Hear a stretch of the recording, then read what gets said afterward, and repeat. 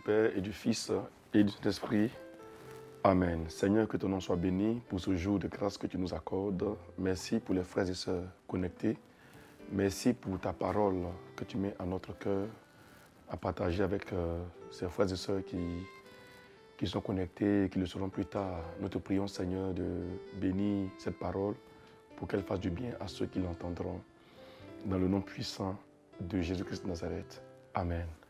Au nom du Père et du Fils et du Saint-Esprit. Amen. Alors, soyez salués, chers amis followers des pages Berger Camille Lisée SE sur Facebook et de la chaîne YouTube JSN TV.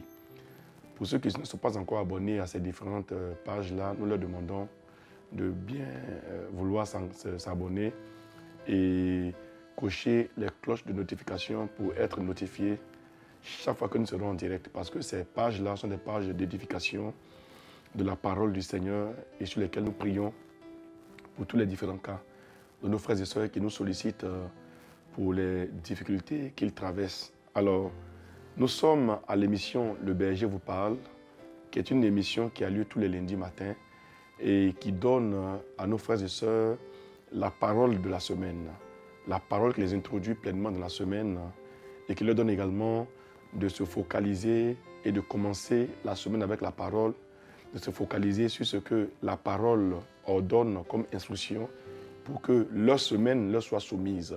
C'est également le lieu pour nous de demander à ces frères et sœurs qui nous suivent tous les lundis matins de partager massivement le lien de cette vidéo-là pour que le maximum de personnes soient touchées par la parole du Seigneur. Nous parlerons aujourd'hui de la foi et son expression. La foi et son expression. Et pour nous aider à comprendre ce thème-là, nous allons lire l'Évangile selon Saint Luc, chapitre 17, à partir du verset 5. Il est écrit ceci.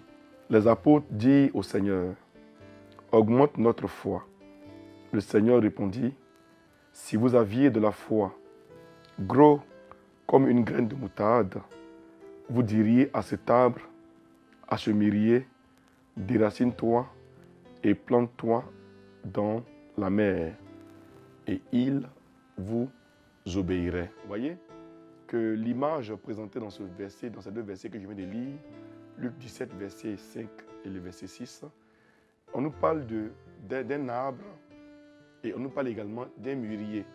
Donc on parle de l'arbre et d'une montagne. Et Jésus dit à ses disciples qui ont formulé la requête suivante auprès du Seigneur de leur accorder et d'augmenter en eux la foi. Ce qui suppose que pour ceux qui demandaient cette grâce au Seigneur, ils pensaient avoir déjà la foi. Et Jésus va leur dire que si vous avez la foi petite, petite comme une graine de moutarde, vous diriez à un arbre et à une montagne de se déplacer. Voyez, pendant que les hommes pensaient avoir la foi et demandaient à Jésus d'augmenter la foi qu'ils avaient, lui va leur dire qu'ils n'ont même pas encore la foi. Il dit, vous demandez la foi. Vous demandez que votre foi soit augmentée. Mais si vous l'aviez petite déjà, vous n'aurez même pas besoin de me demander de l'augmenter en vous parce qu'avec l'existence de la foi en vous, vous seriez capable de demander à un arbre qui est enraciné, qui a ses racines qui sont très très profondes, de se déraciner pour aller là où vous vouliez qu'il aille. Et demanderiez également à une montagne qui est fixée, qui est figée, de se déraciner et pour aller dans un endroit de votre choix. Mais vous n'avez même pas la foi et vous demandez de l'avoir augmentée. Non, mes enfants. Il vous faut d'abord comprendre que en spiritualité chrétienne, l'avoir est plus important. Et tout part de l'avoir. Tout part de l'existant. Si nous n'avons pas en nous quelque chose, nous ne pourrons pas le manifester, nous ne pourrons pas l'exprimer, et alors on ne pourra pas profiter justement des retombées de l'avoir. Beaucoup de chrétiens aujourd'hui prient au nom de Jésus, déclarent au nom de Jésus, font des choses au nom de Jésus, mais ces chrétiens, ces frères et sœurs-là, et moi y compris, nous oublions que nous n'avons pas le b.a.-ba de la foi. On n'a pas ce qui fait la foi. On n'a pas cette grande confiance dans le Seigneur. Parce que celui qui a confiance dans le Seigneur, il ne demandera pas au Seigneur d'augmenter en lui la confiance. Parce que toute confiance, quand elle existe, elle s'épanouit. Et donc, l'épanouissement de notre confiance dans le Seigneur et dans les œuvres du Seigneur nous permettrait d'être épanouis. Donc, quand notre confiance est épanouie, nous sommes nous-mêmes épanouis. Et parce qu'on est épanoui, notre champ d'expression s'élargit. Du coup, on n'a plus besoin de trop demander au Seigneur. On n'a plus besoin de trop en faire dans le Seigneur. Parce que le peu que nous faisons est un peu qui grandit progressivement. Un peu qui croît progressivement. Un peu qui déplace les montagnes.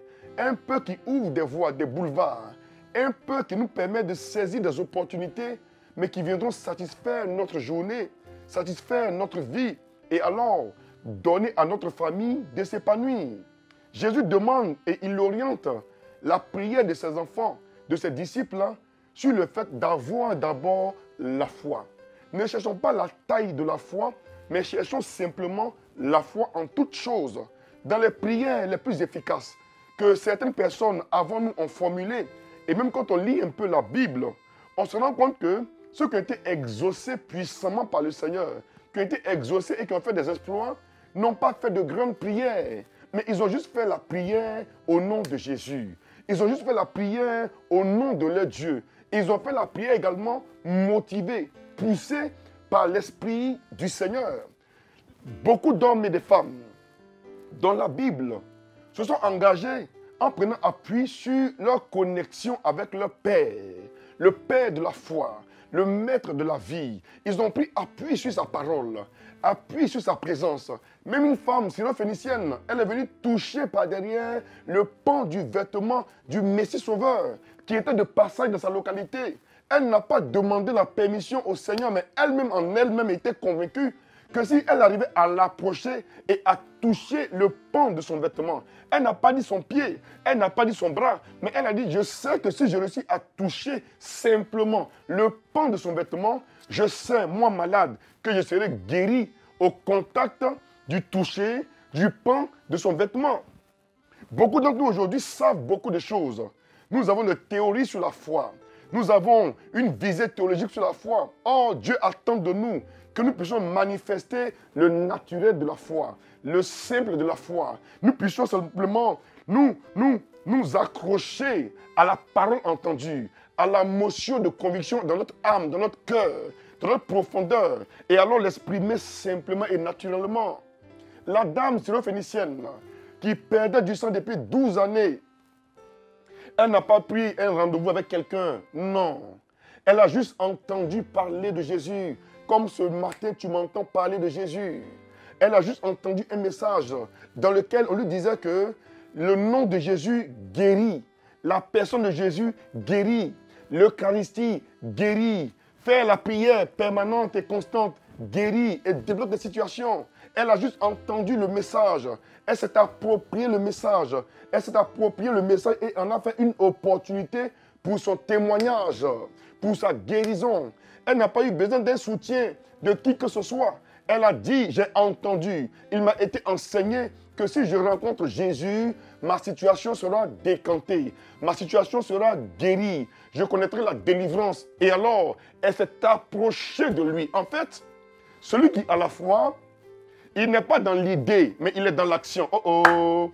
Quand la foi est en quelqu'un, la personne part de l'idée, la personne part de la conception intellectuelle ou livresque et elle est introduite dans l'activité, dans l'action de ce qu'elle croit, dans l'action de ce qui est en elle. Alors la personne s'engage parce qu'elle sait que son savoir doit être un savoir dynamique.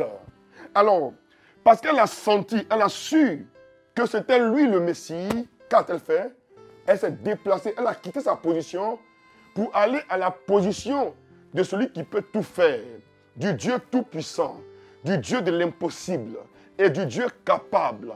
Et voici une troupe de disciples, une bande de sympathisants dans les choses de Dieu qui, au lever de cette semaine, vont dire à Jésus, augmente en nous la foi, alors que la foi, il ne l'avait même pas encore. Comment peut-on augmenter ce qui n'est pas? On ne peut pas augmenter ce qui n'est pas. Tu ne l'as pas. Donc, demande-la avant de demander qu'on puisse te l'augmenter. Et beaucoup d'entre nous faisons cette prière au Seigneur alors qu'on n'a même pas encore la base. on n'a même pas encore la foi. Et nous sommes nombreux comme ça. Donc tes prières restent non exaucées parce que ce qui permet à la prière d'être exaucée, c'est la foi, qui est une adhésion à une parole, à un message de Dieu, à cette intuition, cette conviction profonde, intime en ton cœur, en toi-même. Tu vois, c'est cela. Et donc, parce que tu es conscient que cela est en toi, alors tu t'engages à faire certaines choses, motivées et portées par la conviction intérieure, qui n'est pas visible du tout, mais qui est convaincante. Oui, elle est subtile, mais elle est convaincante. Parce qu'elle est réelle en toi, elle te fait bouger. Parce qu'elle est vivante en toi, elle te fait prendre des initiatives. En fait, la foi véritable donne la vie à l'homme qui l'a. Elle donne le mouvement à l'homme qui l'a. Et nous sommes dans le mouvement à cause de la vie de la foi qui est en nous. Nous connaissons la croissance. En fait, Jésus va dire aux gens, si vous aviez la foi petite comme une graine de moutarde, vous diriez à ce arbre et à ce mûrier, comment peut-on parler à un arbre? Comment peut-on parler à une montagne? Parce que Jésus sait que la foi véritable est vivante et elle est vie et elle donne la vie. Quand la foi est en toi, toute parole que tu proclames devient une parole vivante et dynamique. La parole de la foi est une parole qui met en mouvement les éléments de la nature. Elle fait bouger obligatoirement les lignes parce que l'homme qui a la foi, il engage Dieu par sa parole. Quand la foi est exprimée, parce qu'elle est existante en nous, quand nous regardons une situation, elle comprend que Dieu la regarde. Quand on parle à une situation, elle comprend que Dieu lui a parlé. Et donc la situation se soumet à l'autorité de son Créateur. Et le Créateur collabore toujours avec les hommes et les femmes de foi. Beaucoup attendent de grandes prières, de puissantes prières, alors que tout est dans la foi. Tout est dans l'adhésion. Il te faut simplement quitter ta conception personnelle, conception humaine des choses de Dieu, des conceptions ramassées dans la rue, et alors te focaliser, te rassembler sur l'essentiel de l'existence en toi, de la foi, qui est la parole de Dieu, qui parle à ta journée, qui parle à ton corps, qui parle à ton cœur, qui parle à ton âme, et qui met ton esprit en mouvement, en mission. L'homme de foi et la femme de foi met en mouvement le royaume des cieux. Et la terre est soumise à l'autorité du ciel. Dieu parle de là-haut et la terre ouvre les oreilles pour entendre la voix du vivant, la voix du Dieu de l'univers.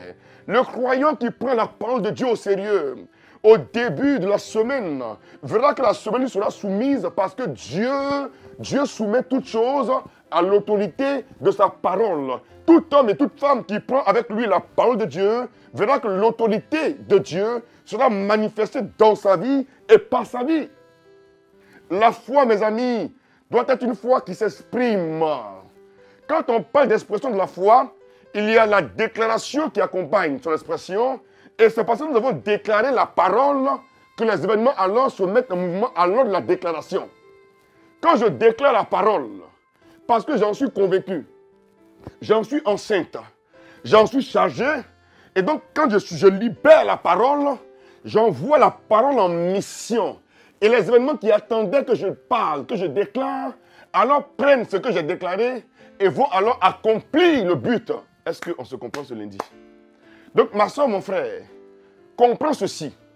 Dieu ne descendra jamais pour opérer dans ta vie si tu ne prends pas sa parole au sérieux dans ton cœur et alors pour déclarer des événements, des éléments à ta journée. Oui, Jésus va dire aux gens, si vous aviez la foi petite comme une graine de moutarde, vous diriez à cet arbre et à ce mûrier de se déraciner pour aller dans la mer. Or, ils disaient, augmente en nous la foi. Donc, ils avaient une mauvaise idée, une mauvaise conception de leur foi ou de la foi.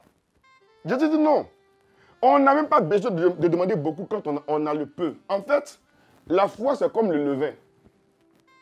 La foi, c'est comme le levain. Oh, mes amis, quand la foi se mélange à quelque chose, la chose prend. En fait, ça pousse.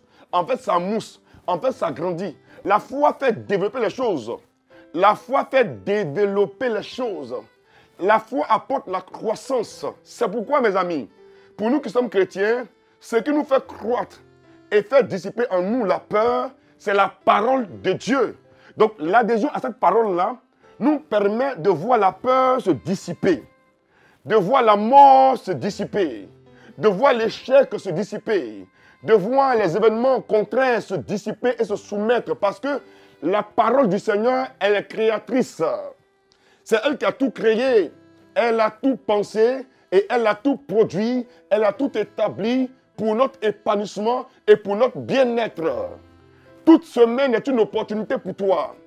Oui, chaque journée pour ta vie est une opportunité. Chaque défi de ta vie est une opportunité pour exprimer la foi. Tu n'as pas besoin d'avoir une grande foi, mais juste avoir la foi. Juste avoir la foi. Aussi petite soit-elle, sa présence en toi te permettra de manifester de grands exploits. Oui, de vaincre Goliath comme David l'a vaincu. D'expérimenter ta guérison en mettant ta main sur ton ventre, ta main sur tes pieds, ta main sur ta colonne vertébrale, ta main sur tes genoux. Oui, par l'imposition des mains, tu peux être guéri en déclarant ta guérison parce que convaincu que la parole de Dieu t'en donne l'autorité, le pouvoir. Alléluia. Frères et sœurs, l'homme qui a la foi, il n'est pas agité. Non, il n'est pas surexcité, il est serein, il est calme parce qu'il sait que Dieu est en lui et que Dieu attend qu'il parle pour que les choses changent dans son sens. Parce qu'en fait, celui qui est dans la foi, il ne fait plus pour lui-même, mais il fait tout pour Dieu. Paul l'a dit, Galates 2, verset 20. Si je vis de la foi, désormais, ce n'est plus moi qui vis, mais c'est la parole qui vit en moi. En fait, désormais, on vit pour le Seigneur. Et comme Jésus l'a fait, oh, pour la multiplication des pains, le peuple était nombreux derrière lui, écoutant la parole, écoutant le message qui donne la foi. Le peuple a oublié qu'il avait faim. Seuls les disciples ont constaté que le peuple était nombreux et qu'il avait faim. Or, jamais dans la Bible, il a été fait mention de ce que le peuple a demandé à Jésus pendant qu'il enseignait que le peuple avait faim.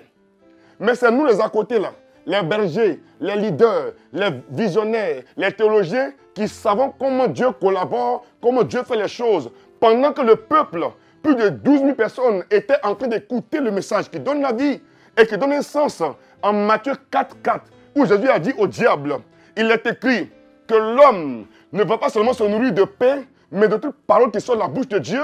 Mais nous, les disciples, avons dit à Jésus, c'est vrai que tu prêches bien, c'est vrai que tu enseignes bien, tu pries bien, mais le peuple a faim.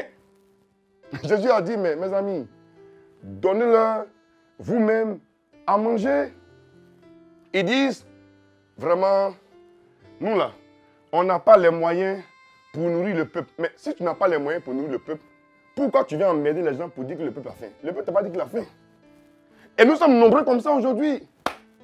On voit des problèmes partout et dans tout.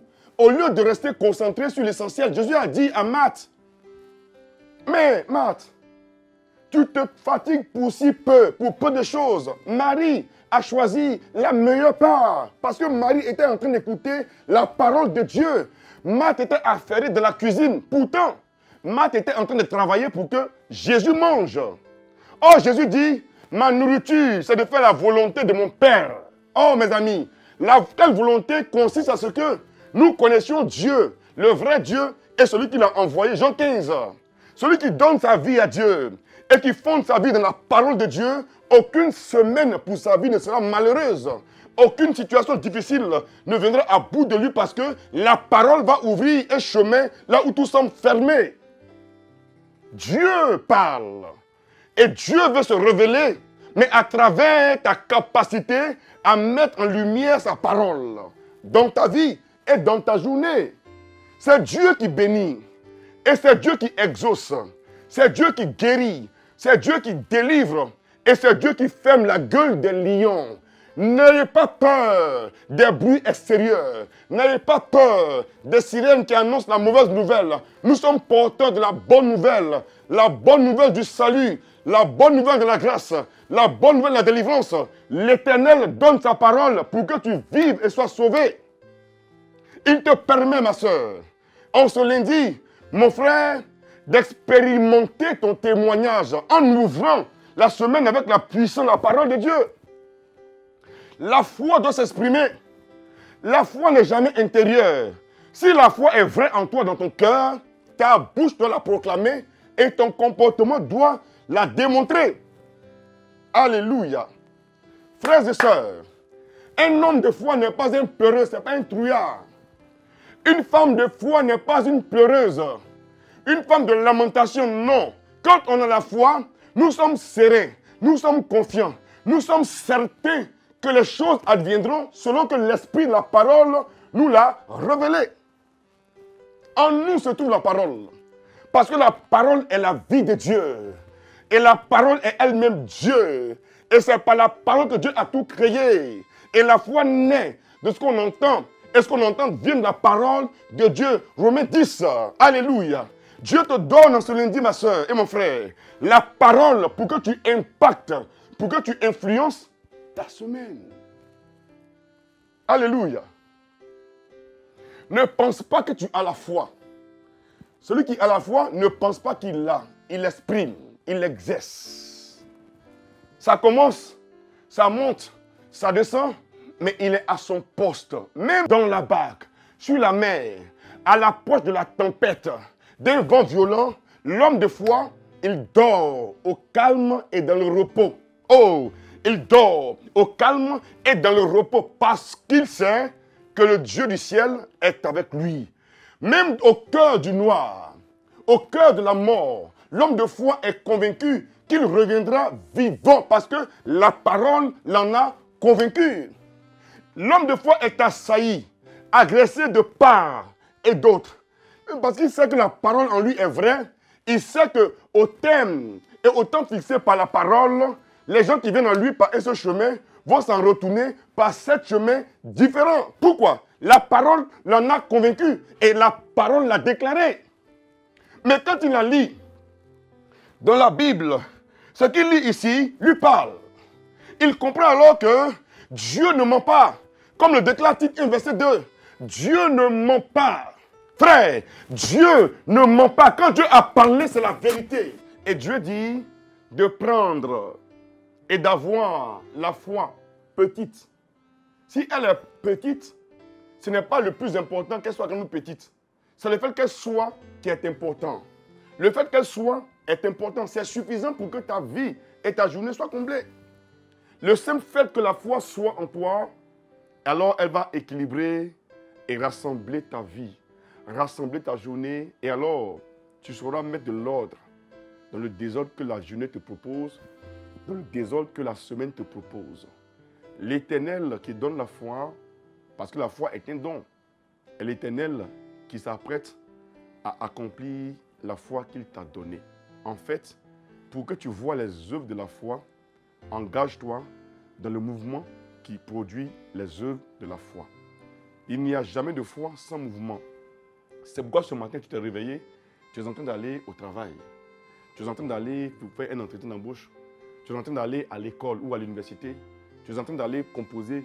Tu es en train d'aller faire tes affaires ou aller déposer tes dossiers.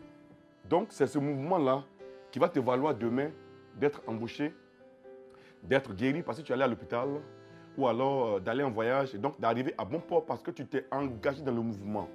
Jacques dit au chapitre 4e, il dit « La foi sans les œuvres est une foi qui est morte. » La foi sans les œuvres est morte. Il dit « Montre-moi ta foi sans les œuvres et moi c'est par mes œuvres que je te montrerai ma foi. » On ne peut pas dire qu'on a la foi et puis on ne va pas à l'église. Il n'y a pas de foi où tu es assis dans ta maison avec ta foi. On ne s'assoit pas chez soi avec sa foi. On ne peut pas dire qu'on a la foi pour guérir les malades et puis on ne prie jamais pour les malades pour les guérir. Non. Alors, comme les cultivateurs, mes amis, il faut aller débroussailler parce que nous avons la foi dans la forêt, la foi dans la terre et la foi dans la lumière, dans la pluie et dans l'atmosphère. Quand tu crois en quelque chose, commence à te mettre en mouvement de ce en quoi tu crois. Et parce que la foi est réelle en toi, elle te permettra de t'engager pour la plus grande gloire de ton Dieu. Je t'ai entendu en ce lundi, que Dieu te bénisse et que cette semaine soit une semaine qui te soit soumise à partir de l'expression de ta foi. Impose ta foi aux circonstances et événements. Ne cherche pas à avoir la taille de ta foi, ou la petitesse de ta foi. Ce n'est pas à toi de justifier ou de juger ta foi. Dieu attend, il t'attend à l'action. Il t'attend à l'action. Tu veux guérir quelqu'un? Crois que Dieu peut guérir par tes mains. Juste prier pour les malades que tu rencontres. Tu t'en fous de comment ça va se faire. Tu sais que par la foi tu as prié. Si Dieu est vraiment vivant en toi, il va guérir la personne. Ne t'attends pas à avoir une grande foi, mais exprime la petite qui existe dans ton cœur. Et la semaine comprendra alors que tu es une femme de foi, tu es un homme de foi.